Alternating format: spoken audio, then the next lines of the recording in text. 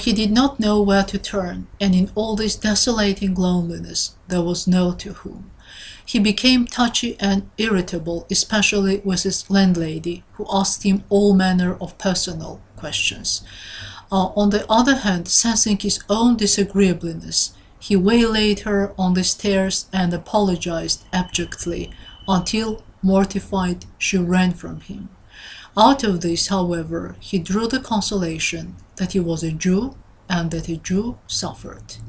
Don't you think that it is a natural state of a person who does not love God and man, who is unloved and loveless, as Bernard Malamud says about Leo Finkel? Identify yourself with the character and draw conclusions. Have you reflected upon why you become touchy and irritable? What can be the source of your desolating loneliness when you don't know where to turn? How do you console yourself that you are a Christian and a Christian should suffer? Or you confess that you lack love, you love neither God nor man? Do you claim that you love everybody, you're kind and just to all? Have you ever realized that in fact you are spiritually empty, unloved and loveless?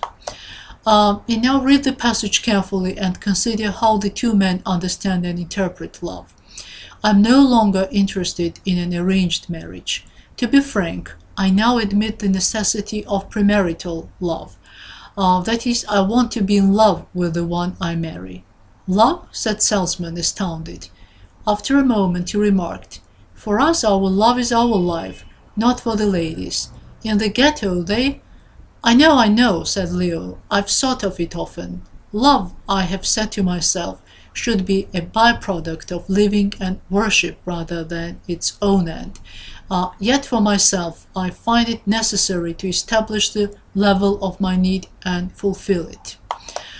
Salzman shrugged but answered, listen, Rabbi, if you want love, this I can find for you also. I have such beautiful clients that you will love them the minute your eyes will see them. Leo smiled unhappily. I'm afraid you don't understand.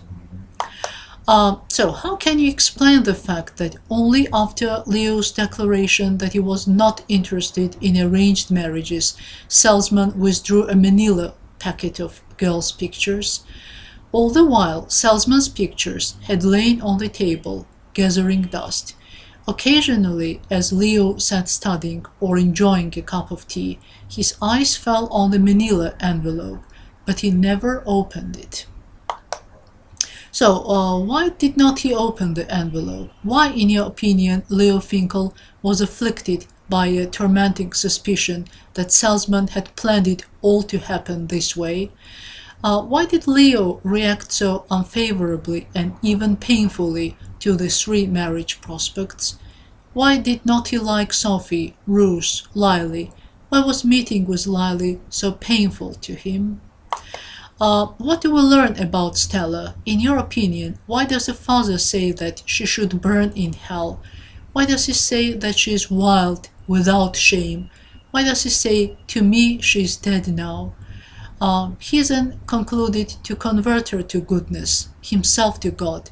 The idea alternately nauseated and exalted him. Explain the conflict Leo is experiencing. What causes the duality of his state of mind? Leo had grown a pointed beard and his eyes were weighted with wisdom. How did Leo achieve the state of wisdom? What did he go through? In now understanding plot development of the story, exposition of the story. The story opens with words, long ago there lived. Try to remember the stories with the beginning of this kind. What kind of the stories are they? Do you think that these words give hints what might occur in the story? What is foreshadowed in the story? So what is the climax of the story? Do you think that in the passage below Leo is experiencing epiphany? Can it coincide with the climax of the story? I think, he said in a strained manner, that I came to God not because I love him, but because I did not. Now consider carefully the following passage and try to name the two most important truths Leo realizes about himself. He gradually realized, with an emptiness that seized him with 6 hands, that he had called in the broker to find him a bride because he was incapable of doing it himself. This terrifying insight he had derived as a result of his meeting and conversation with Lily Hirchorn. Her probing questions had somehow irritated him into revealing to himself more than her the true nature of his relationship to God, and from that it had come upon him with shocking force that apart from his parents he had never loved anyone.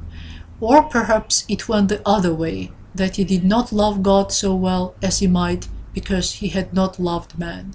It seemed to Leo that his whole life stood starkly revealed, and he saw himself for the first time as he truly was, unloved and loveless. The story has an ambiguous ending. Critics argue that Salzman's prayers either signify Finkel's abandonment of the Jewish faith or celebrate the death of his old self and the beginning of his new life. Now about theme and message of the story. Do you think that the theme of the story is Jewish tradition of marriage? Can love be one of the themes of the story? If so, pay attention to different understanding of love by 2 major characters, Salzman and Leo Finkel. What can be the author's message to the reader be about love, and what literary and language means does he employ to impart his message? Another major theme of the story might be self-discovery through much torment. What has the character suffered through to discover himself? How did he realize that he did not love God? Critics note that the story focuses on the theme of Jewish identity. Is it really so?